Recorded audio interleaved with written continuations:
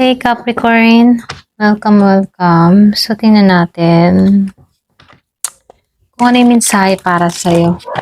Thank you nga po pala sa mga nagsusubscribe, sa mga bumabalik. Maraming salamat.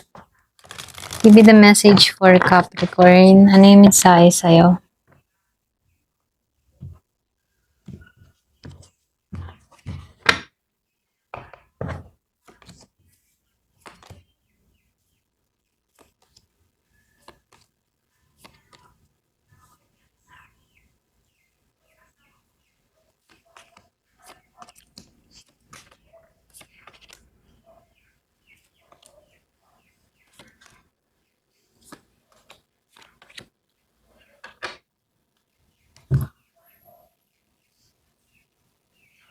Ayan, ayusin ko lang ha, para kita nyo. Ayan. Okay.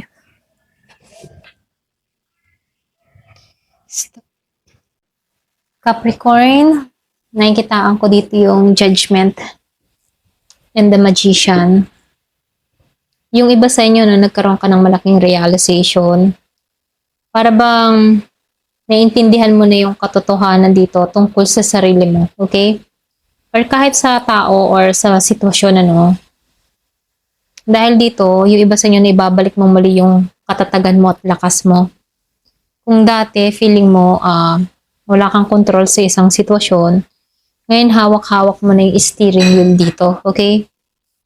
Nakikitaan ko dito yung Nine of Swords and Five of Pentacles. Then sinabayan pa ng Two of Swords dito. Yung iba sa inyo nakakaramdam ka ng anxiety or hindi ka mapalagay. Yung iba hindi naman halos lahat. Meron din dito nag-overthinking. Lalo na sa mga desisyon na hirap bitawan. Okay? Para bang meron kang dalawang direksyon na hinahatak. Pero dito, no, minumungkahi dito na hindi mo kailangang pilitin na magdesisyon habang hindi ka pa ready. Kung meron kang mga plano or nare-realize, ito na yung time para relax mo muna yung isip mo. Huwag ka muna mag-isip ng mga kung ano-ano. Okay? So, nakikitaan ko dito, kailangan mo munang i-clear yung nararamdaman mo bago ka magdesisyon or magplano. Okay? Lumalabas dito yung Five of Pentacles and the High Priestess reverse dito, no?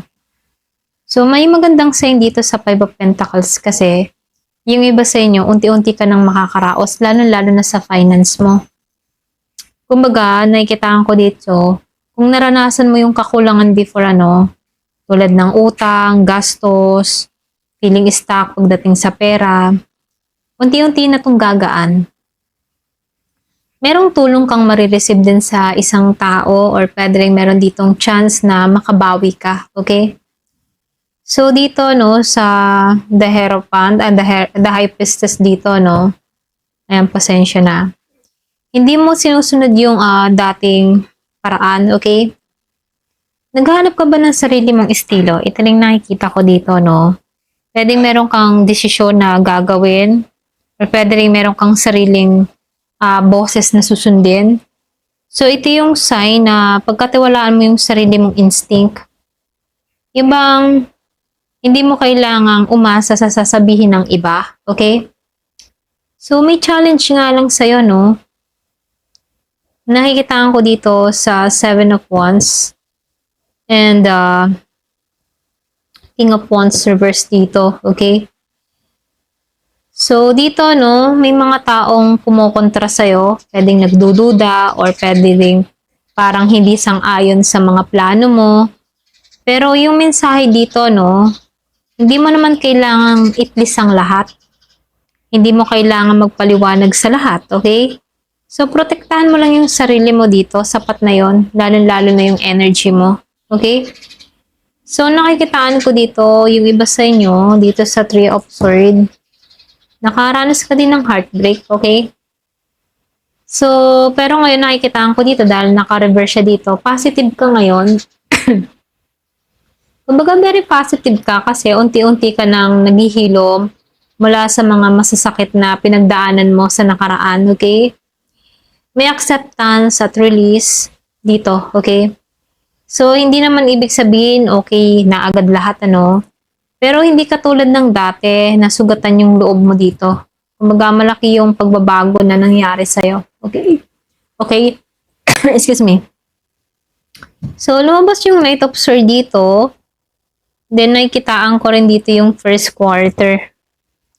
So, nakikitaan ko dito yung bang tipo na may incoming action dito sa Knight of Swords. Pwedeng mensahe to, pwedeng desisyon na mabilis. May breakthrough na mangyayari sa'yo. May movement after na matagal ka nang natenga, no? Pwede ito tungkol sa trabaho, sa pera, o isang taong biglang magre-reach out, okay? So, nakikitaan ko rin dito, no, Capricorn. Ito na yung time para lumabas ka sa takot, ginigising ka dito, ginagabayan ka rito. Iwan mo na yung mga lumang patterns sa nakaraan, ano. Protektahan mo yung sarili mo. Piliin mo yung mga bagong direksyon. Tapusin mo yung overthinking, okay? At kumilos ka sa tamang timing. So, nakikitaan ko dito may progress na mangyayari sa'yo, okay? Ayan. Ito na yung nakikita ko. Ayan, hanggang dito na lamang po.